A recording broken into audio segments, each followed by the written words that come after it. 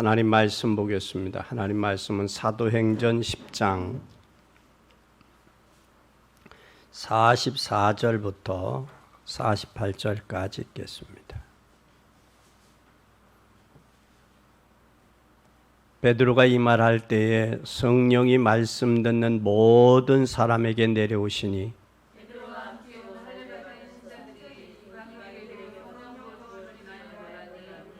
이는 방언을 말하며 하나님의 높임을 들음이로라.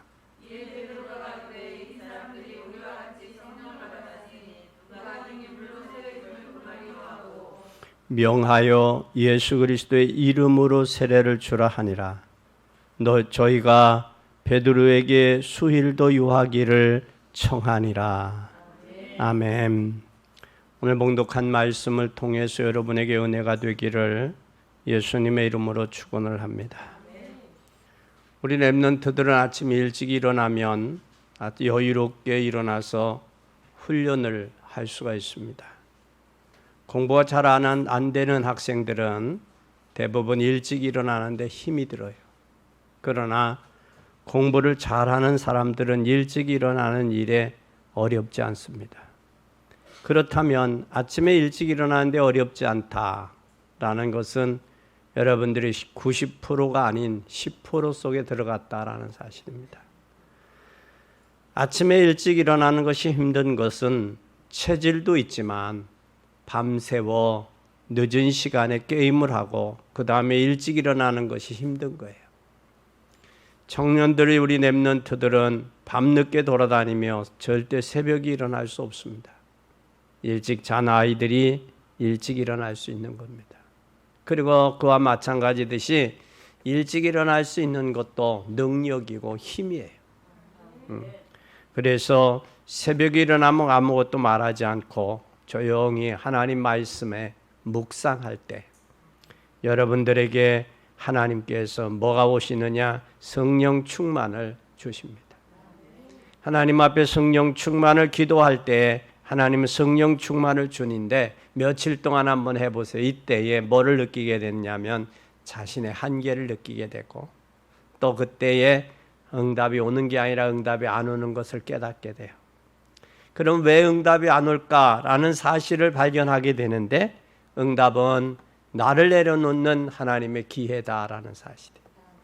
그러면 우리는 하나님 앞에서 나를 내려놓을 것이냐 하나님 앞에 하나님을 내려놓을 것이냐 생각하게 돼요.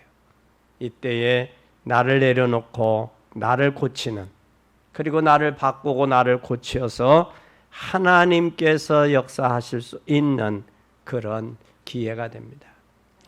여기서 우리가 응답이 안 오면 굉장한 것은 어디서부터 이때 아침에 일찍 일어나 하나님의 말씀을 묵상하고 기도하는 것만도 뇌에 뭐를 찾느냐? 건강을 찾게 된다는 사실입니다. 그것을 지속하다 보면 몸에 굉장한 변화의 증거들이 오기 시작합니다. 그러면 학업에 힘이 생기고 또 아침에 말씀을 묵상하고 기도하는데 훨씬 좋아지게 돼요. 이 좋아지게 되는데 이때 많은 고침을 받는 그런 역사들이 있습니다. 고침이 이때 일어나고 이때 일어나면서 운동도 가능해지고 운동이 가능해지면서 여유가 생기는 거예요. 그래서 아침에 일찍 일어나서 기도하고 기도하면서 묵상하고 깨달아진 것을 메모하고 이것이 여러분들에게 습관이 된다면 그는 100% 속에서 10% 속에 들어가는 그런 엘리트로 성장하게 된다라는 사실입니다. 이것은 어려서부터 여러분들의 훈련은 반복을 통해서 여유와 힘이 생기고 여유와 힘뿐만 아니라 그것이 뇌에 각인되어지는 그래서 그것을 향해서 아침의 인간이 되는 거예요. 아침의 사람이 되는 거예요. 오늘 여러분 승리하는 여러분 되기를 바랍니다. 오늘 우리 노마 복음화의 시작인데 노마 복음화의 시작은 그리스도에 대한 응답이 오게 돼요. 그리스도에 대한 응답이 오지 않으면 우리는 노마 복음화 할 수 없습니다. 반드시 우리가 응답이 와야 되는데 어느 날 그 응답이 오는데 마가다락방의 역사가 일어났어요. 그리스도의 언약 붙잡았어요. 그 언약이 바로 뭐냐? 사도행전 1장 14절의 약속 붙들고 너희는 몇 날이 못되어 성령으로 세례를 받을 것이다. 예루살렘을 떠나지 말고 아버지의 약속하신 것을 기다려라. 그 부활하신 그리스도 그리고 승천한 그 모습을 목격했던 제자들이 마가다락방에 모여서 기도 시작했다는 거예요. 예수가 그리스도라는 이 사실을 붙잡고 기도하는데 역사가 일어났어요. 오순절 날에 마가다락방에 성령의 역사가 일어납니다. 성령의 역사가 일어나야 3천 제자들이 일어났어요. 제자 3천이 일어나고 제자 3천이 일어날 뿐만 아니라 산업의 문들이 열렸어요.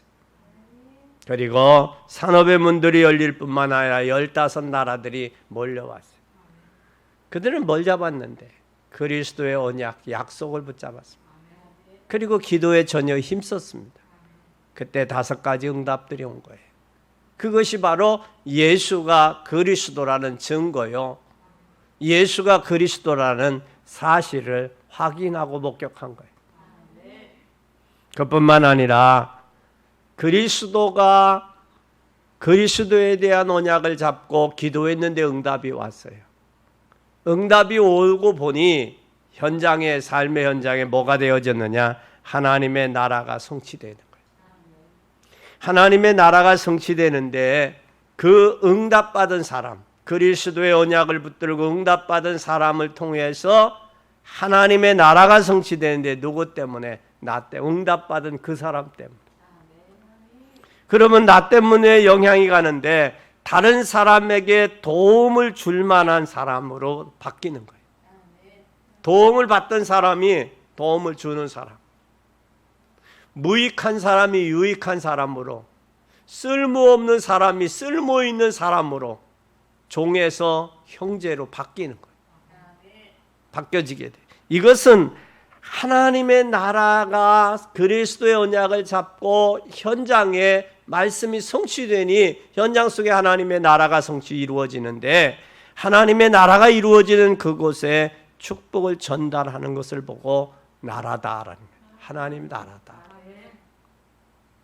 그러면 이 하나님의 나라가 이루어질 때 뭐가 보이느냐? 땅끝이 보이는 거예요. 여러분 현장에서 하나님 나라가 보이지 아니하면 땅끝은 어려워요. 우리는 이때 땅끝이 보이는데 땅끝은 내 목표가 뚜렷해지는 거예요. 내 목표가. 이번 수요일 날 설교에 여러분 참여하시기를 바랍니다.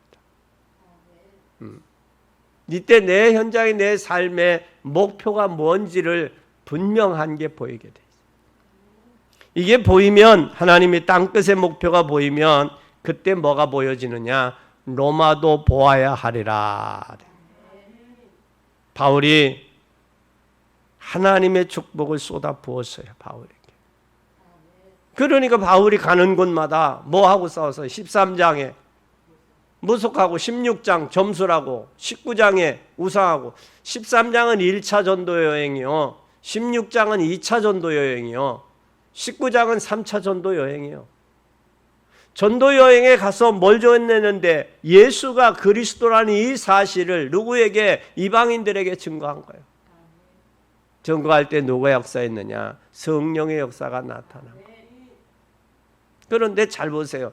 예루살렘 교회는 베드로를 통해서 예루살렘 교회가 뭘 증거했느냐라는 메시지는 예수는 구약의 선지자 제사장 왕들이 예언했던 분이 오셨다. 너희들이 회개하고 그분을 믿어라. 그게 예루살렘 교회의 핵심 메시지예요. 그런데 안디옥 교회를 통해서 이방인 마게도냐와 아가야 노마까지 뭘 증거했느냐? 그 예수는 죽으셨다가 부활했다. 부활했다. 그분이 지금 성령으로 우리와 함께 계신다. 그 이야기한 거예요. 그 말씀 증거한 거예요. 여러분 성경에서 사도행전 1장서 11장까지는 베드로를 중심으로 예루살렘 교회 예루살렘의 주축으로 사역이 이루어졌다면, 여기에 사도행전 11장 이후는 하나님이 안디옥 교회를 통해서 마게도냐와 아가야, 더 나아가 로마, 복음화까지 이루어지는 것이 이 사도행전 11장이에요. 그런데 오늘 본문은 로마 복음화가 이루어지기 시작하기 전의 역사가 오늘 본문이요. 근데 이 시작 전의 역사가 무슨 역사였어요? 성령의 역사라. 성령의 역사. 성령의 역사하니까 뭐가 돼요? 변화가 되고요. 성령의 역사하니까 회개하고 세례를 받고 주님께 돌아오는 역사가 있고요. 성령의 역사하니까 저들이 뜨거워지는 거예요. 확신이 생기는 거예요. 네? 우리는 이 성령의 역사를 오늘 땅끝까지 복음이 증거되어지는 귀한 여러분이 되기를 바랍니다. 성령의 역사하니까 충만하니까 힘이 생겨요. 성령의 역사가 성령이 충만하니까 힘이 생길 뿐만 아니라 뭐가 와요? 답이 와요. 아, 내가 육체로 갔구나. 내가 복음으로 간다고 하지만 내 생각, 내 주관이 강했구나. 이게 깨달아져요. 그리고 성령의 역사하니까 뭐가 되어지느냐? 내게 매일 행복한 거예요. 성령의 역사하면 행복해요. 그리고 고민이 이제는 고민하지 아니하고 고민을 누려지면서 뭐가 돼요? 기도가 되는 거예요. 그러니 누가 역사할 수 있어요? 성령이 역사하실 수밖에 없는 거예요.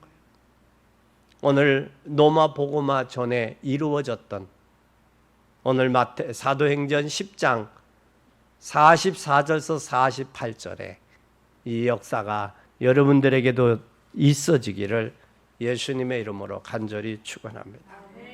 로마가 어떤 곳이에요? 로마는 당시 로마 세계를 놓은 로마는 세계를 움직이는 강대국이었어요. 근데 바울은 이 로마를 움직이는 강대국에 가서 복음이 증거되면 복음의 영향력이 극대화되겠다라는 거예요. 극대화되겠다. 우리 한국에 복음이 처음 들어왔을 때 일본은 상류층으로 해서 복음이 들어왔어요. 우리 일본은 서민층들을, 우리 한국은 서민층을 상대로 들어왔어요. 서민층들이. 복음을 받았던 상대들이 달랐지만 그들은 일본은 상류층을 통해서 복음이 전달되고 상류층에게 전달되는 적은 양이 확산이 됐지만 그만큼 일본은 큰 힘을 가졌어요. 왜 그러냐면 상류층들을 통해서 전달됐기 때문에. 우리는 서민층을 통해서 한국은 복음이 전달됐기 때문에 서민들로 해서 숫자는 많이 있었지만 뭐가 없었느냐? 힘은 약했어요. 힘이 약하니까 뭘 할 수밖에 없었느냐? 하나님 앞에 기도하여서 성령의 역사가 강할 수밖에 없었어요. 그런데 뭘 놓쳤느냐? 우리는 우상, 미신, 점술 이 부분을 완전히 개혁하지 못했어요. 그것이 하나의 문제가 됐어요. 그러니까 쉽게 복음도 받아들였고 쉽게 또 접을 떠나가는 일도 있었고 이런 일들이 뭘 통해서 나타났느냐? 밑바탕의 기본과 기초가 이게 근본이 안 되어지니까 인간의 영적인 문제와 삶의 문제와 미래의 삶의 문제를 알지 못하니까 이게 흔들리는 거예요. 숫자는 많이 일어났지만 그 숫자들을 통해서 온전히 세워지지를 못했다라는 사실입니다. 이것이 오늘날 교회들의 모습이었다. 그럼 오늘 당시의 로마는 세계를 움직이는 강대국이었어요. 그래서 바울은 로마의 복음을 증거하기를 원했던 거고 로마에 가서 복음을 증거하면서 그 복음의 극대화를 일으켜서 로마 복음화가 곧 세계 복음화라고 하는 사실을 알았기 때문에 그리고 로마에서 모든 분야에 이 바울은 탑을 달리는 사람이었어요. 그리고 로마가 복음화가 되면 이제는 뭐가 될 수밖에 없느냐? 전 세계에 영향을 줘서 복음의 역사가 세계 복음화가 빨리 앞당겨진다고 바울은 믿었어요. 그래서 바울은 로마의 복음을 증거하면서 증거하기를 위해서 기도하면서 또 그가 이것을 로마를 보았다라는 사실, 보고 기도했다는. 그리고 바울은 로마의 시민권자였기 때문에 더더욱 가능했다는 거예요. 그뿐만 아니라 그러면서 실제로 로마는 전 세계를 움직일 뿐만 아니라 그때 당시에 로마는 많이 발달됐어요. 그러나 로마는 우상 국가였다는 사실이. 우상 국가였으면서 전 세계에 영적 문제를 일으키는 현장이 당시에 로마였다는 사실이. 그래서 눈에 보이지 않게 전 세계 흑암 문화로 뒤덮여 있는 게 어디였느냐? 로마라는 사실이. 여러분 지금 전 세계에서 가장 많이 부강한 나라가 어디예요? 발전된 나라가. 전 세계에 영향을 주는 나라가 어디예요? 미국이지 않습니까? 미국이 복음으로 완전히 장악됐을 때는 전 세계 선교사들을 가장 많이 파송하는 그런 나라였어요. 그러니까 복음이 점차 희미해지니까 자라는 청소년들이 마약에 빠지고, 마약에 빠지면서 동성에 빠지고, 동성에 빠지면서 흑암 문화에 잡혀서 저들이 방황하고 있다라는 사실. 우리의 가정 개인도 반드시 복음으로 뿌리내리고 체질화돼서 우리가 그리스도를 알고 복음화돼서 기도하고 응답받는다면 그 가정과 그 가정은 하나님께서 미래가 보장되지만, 그러지 못하고 세속적으로 가고 불신앙 쪽으로 간다면 그 가정에도 역시 마찬가지다. 지금 미국은 전 세계를 장악하고 있지만 흑암과 우상으로 가득 찼고 범죄가 날마다 늘어날 뿐만 아니라 또한 그들의 타락 문화로 관철되고 있다는 사실을 우리는 기억해야 됩니다. 당시의 로마가 그랬다는 사실이. 그랬다는 사실. 세계의 가장 부강한 나라였지만 영적으로 무지해서 우상 문화가 발달됐고 죄악이 관용됐고 타락 문화가 발전할 수밖에 없었다는 사실. 우리는 복음으로 로마 흑암 문화를 꺾는 복된 여러분이 되기를 바랍니다. 두 번째는 우리는 성령의 인도 따라 모든 것을 이루어 나가신다는 사실. 로마 복음화가 어떻게 됐습니까? 성령의 역사를 따라 모든 것이 이루어졌어요. 성령의 역사가 어떻게 일어났느냐? 구약 시대는 오순절 날을 통해서 이루어졌어요. 출애굽기 23장 14절에서 16절에는 하나님께서 매년 새 절기를 지키라. 무슨 절기를 지키냐? 내가 내게 명한 아비롤에 정한 때에 7일 동안 무교병을 못 얻을지니 이는 그 달에 내가 애굽에서 나왔음이니 빈손으로 내 앞에 나오지 말라. 하나님의 애굽에서 나올 때 금패물, 은패물, 패물들을 하나님이 애굽 사람들을 너그럽게 함으로 가지고 나왔으니 네가 애굽에서 나왔음을 기억하고 빈손으로 나오지 말라. 그러면서 맥주절을 지키라. 이는 내가 수고하여 밭에 뿌린 첫 열매를 거둠이라. 수장절을 지키라. 이는 내가 수고하여 이룬 것을 연중에 밭에서도 거둠이라. 그리고 오순절의 역사가 나타나기를 원합니다. 그래서 로마의 당시에 구약에는 오순절은 말세에 하나님께서 내 영을 뭐하겠다? 요에서 2장 28절에 내 신을 만민에게. 그뿐만 아니라 너희 자녀들은 장래일을 말하며 너희 늙은이들은 꿈을 꾸며 너희 젊은이들은 이상을 볼 것이며. 스가랴 4장 6절에 스룹바벨에게 하신 말씀이 이러하니라. 만군의 여호와께서 말씀하시되 이는 힘으로 되지 아니하고 능으로 되지 아니하며 오직 나의 신으로 되느니라. 그뿐만 아니라 창세기 41장 38절에 바로가 그 신하들에게 이르되 이와 같이 하나님의 신에 감동된 사람을 우리가 어찌 얻을 수 있으리요. 하나님의 신에 감동이 된다. 다시 말하면 신에 감동됐다라는 얘기는 성령 충만하다는 이야기입니다. 구약 시대 때는 성령이 임재하고 떠났어요. 신약시대 예수님이 십자가에 돌아가시고 나서는 신약시대 와서는 성령이 내주해 계시는 거예요. 언제까지? 세상 끝날까지. 우리의 인생 끝나는 날까지 주님은 함께 계신다는 사실. 구약시대 때는 성령이 모세에게, 에스겔에게, 예레미야에게, 선지자들에게 임하고 그것을 성취하고 떠났어요. 그거 보고 성령의 임재설 임재. 근데 신약에 와서는 예수님이 십자가에 못 박혀 달려 돌아가시고 나서 성령이 우리와 함께 성령의 전으로 삼고 계시다는 사실. 그럼 우리는 뭐 하면 돼요? 이제는 성령 인도 받으면 되는 거예요. 성령 인도 받으면 돼요. 그뿐만 아니라 창세기 41장 38절에 요셉이 하나님의 신에 감동됐다 그랬어요. 또 뿐만 아니라 사무엘상 16장 13절에 사무엘이 기름불을 취하여 그 형제 중에 그에게 부었던 이날에 이후에 다윗이 여호와의 신에 크게 뭐하니라? 감동되니라. 누구요? 다윗이요. 또 뿐만 아니라 열왕기하 2장 9절에서 11절에 보면 갑절이나 내게 있기를 구하나이다. 갑절이나. 불수레와 불말이 두 사람을 갈라놓고 엘리야가 휘리바람을 타고 하늘로 올라가더라. 누구요? 엘리사요. 또 뿐만 아니라 에스겔 37장 1절에서 10절에 보면 에스겔의 여호와의 권능이 그에게 임했고 그의 영으로 데리고 가서 골짜기 가운데 두셨는데 거기 뼈가 가득해요.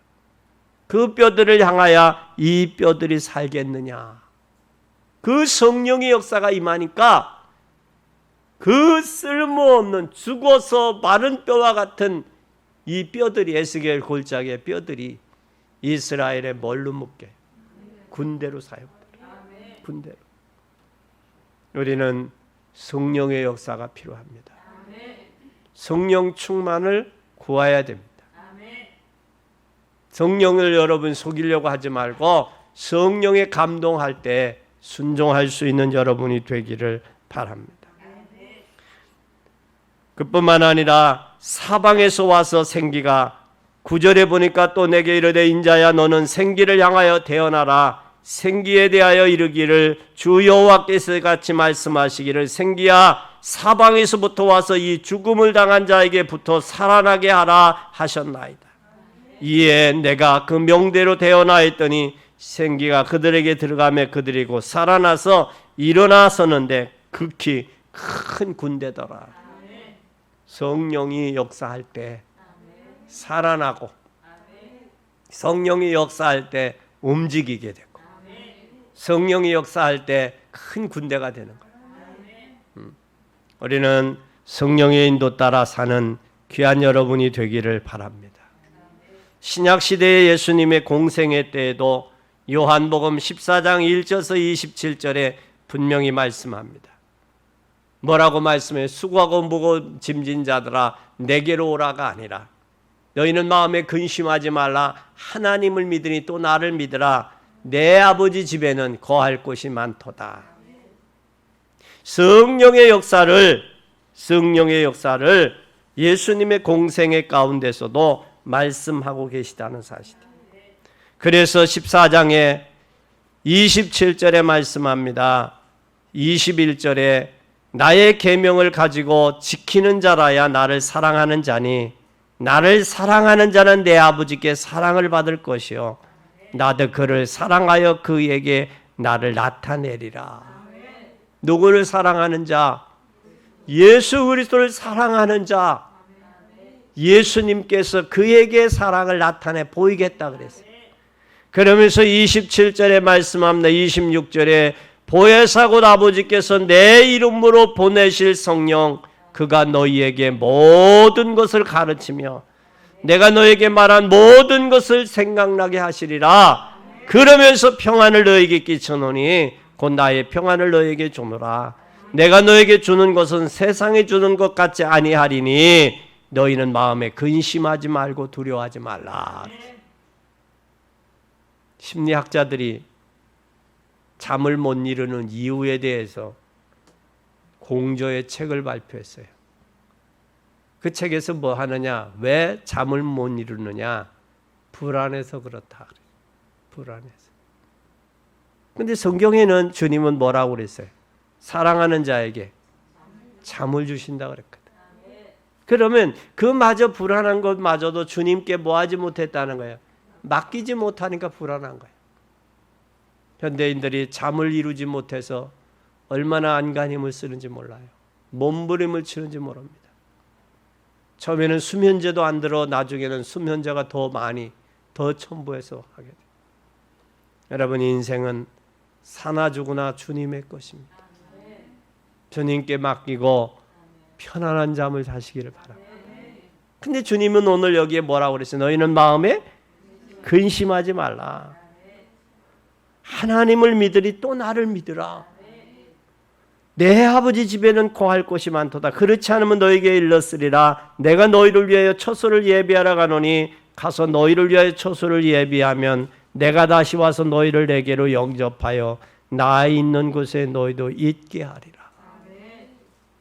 그러면서 주님이 뭐라고 하셨느냐? 6절에 예수께서 가라 내가 곧 길이요 진리요 생명이니 나로 말미암지 않고는 아버지께로 올 자가 없느니라.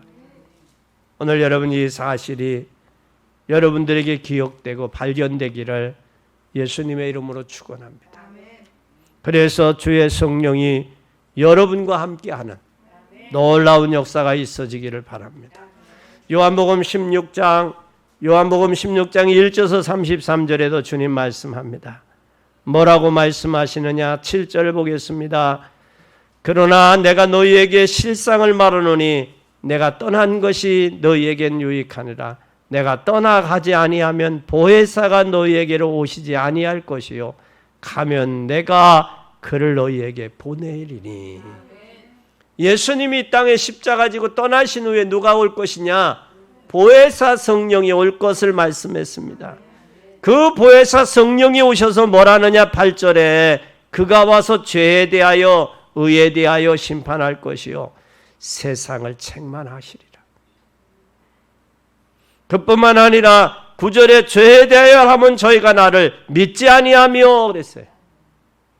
하나님을 믿지 않는 죄, 그걸 주님은 책망하시겠다라는 거예요. 그러면서 여기에 10절에 의에 대하여 내가 아버지께로 가니니 저희가 다시 나를 보지 못할 것이요. 심판에 대하여라면 이 세상 임금이 벌써 임금이 심판을 뭐했다? 받았다라는 거예요. 받았다라는 거예요.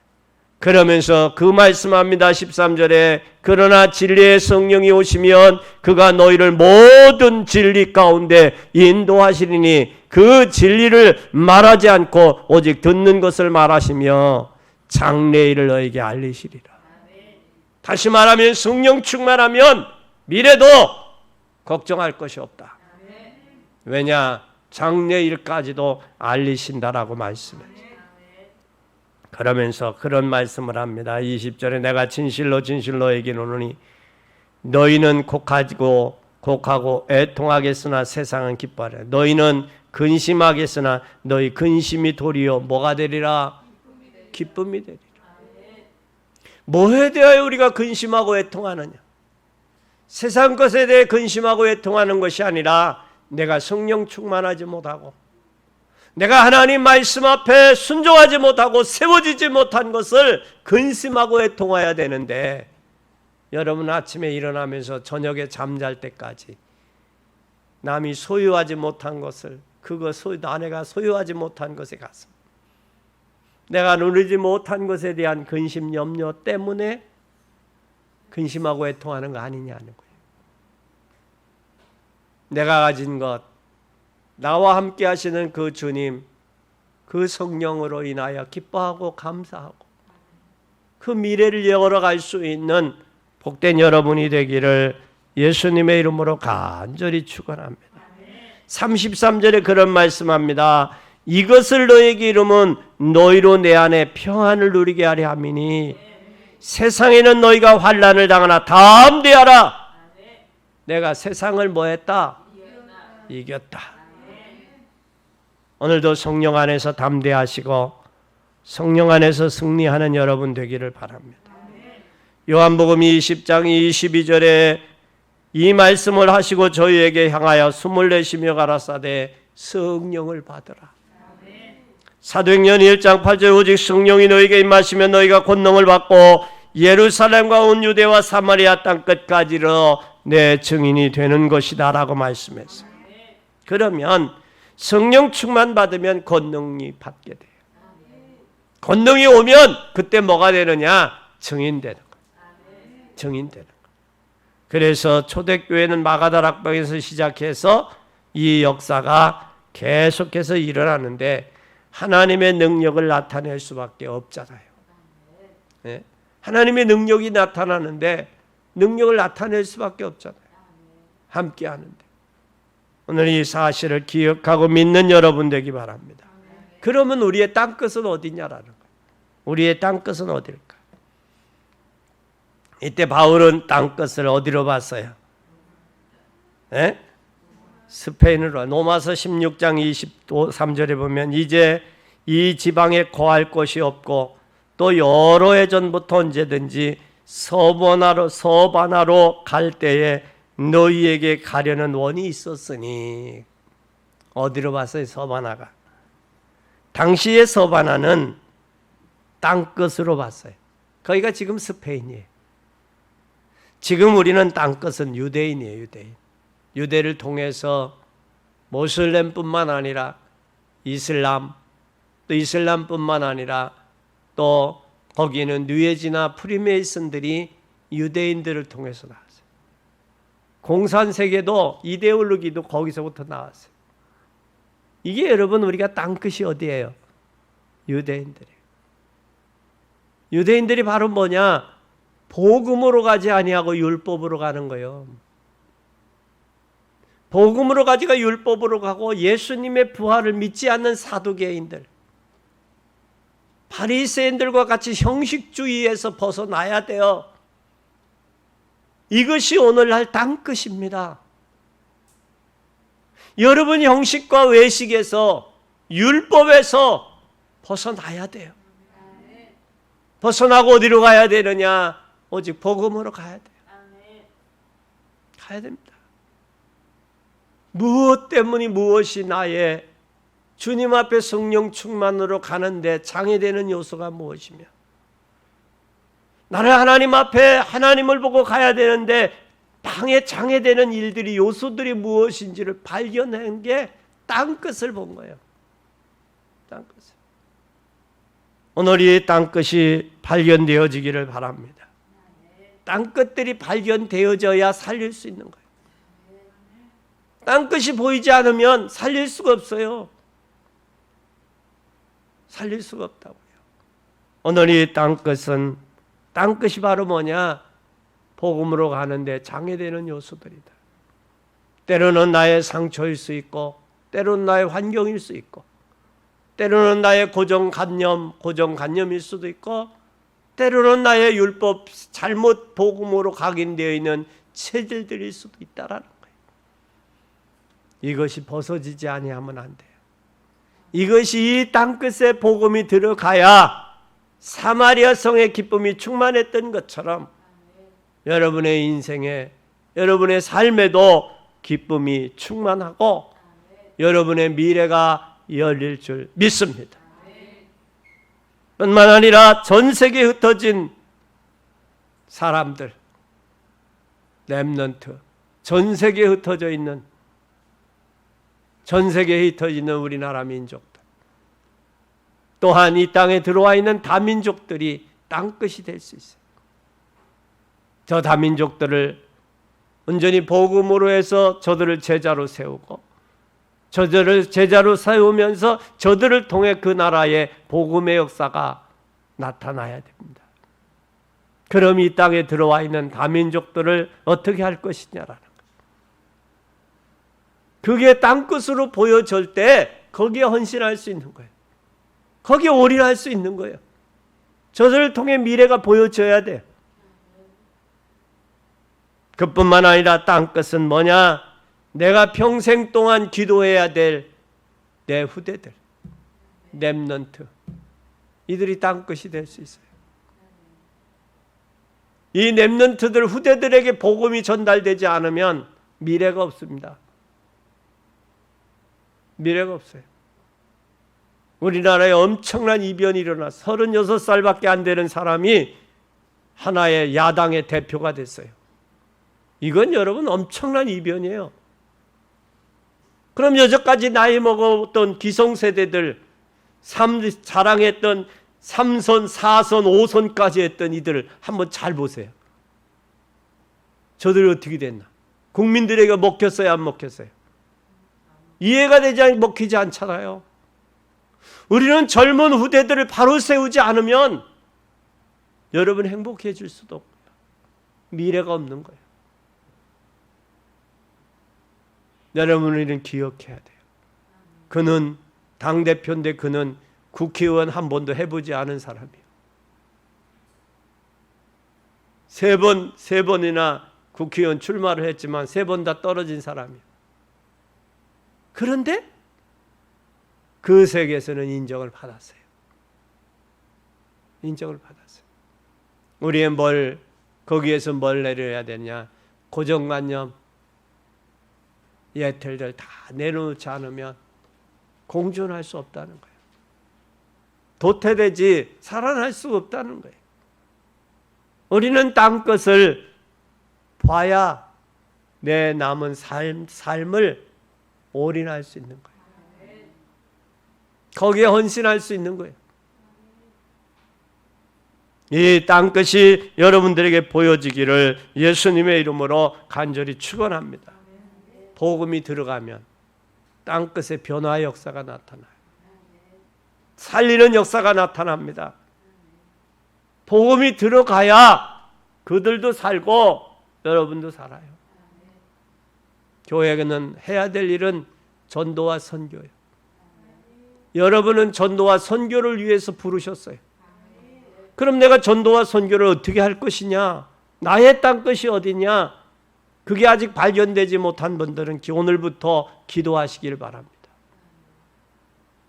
그게 발견된 사람은 점검하고 올인하세요. 거기에 오직 하세요. 유일성 재창조의 은혜가 있기를 바랍니다. 결론입니다. 그렇다면 이것 한 가지 놓고 기도합시다. 그리스도께서 약속하시기를 오직 성령이 임하면 너희가 권능을 받고 땅끝까지 이르러 증인이 되리라 말씀했어요. 그러면 기도 제목이 만들어져야지. 한 가지 기도 제목 분명하게 뭐를 위해서? 오직 뭐가 임하면? 성령이 임하는데 성령을 통해서 뭐를 얻어야 돼요? 힘을 얻어야 돼요. 성령이 공급하는 힘으로 가야 돼요. 소위 악의로 하지 말고 깡닭으로 하지 말고 오기로 하지 말고 오직 성령의 힘으로. 성령이 임하면 뭐가 돼요? 증인이 되는 거예요. 권능이 오는 거예요. 권능이 힘이 와요. 내 힘으로 하니까 한계에 부딪혀서 좌절하고 실망하고 시험 드는 거예요. 주의 일은 내 힘으로 하는 게 아니라 성령의 힘으로 하는 것이다. 이게 되는 거예요. 그래서 오직 성령이 너에게 임하면 주여 성령 충만을 주옵소서. 그리고 그 성령 충만을 통해서 힘을 주옵소서. 감당할 수 있도록 이 일을 진행할 수 있도록 힘을 주옵소서. 그 기도해야 돼요. 그 성령 충만하면 땅끝까지 뭐가 돼요? 증인이 되어지는 거예요. 되리라 하셨으니까 되어지는 역사가 있기를 바랍니다. 그러면 기도 제목이 만들어져야죠. 한 주간 동안 기도 제목이 만들어지기를 바랍니다.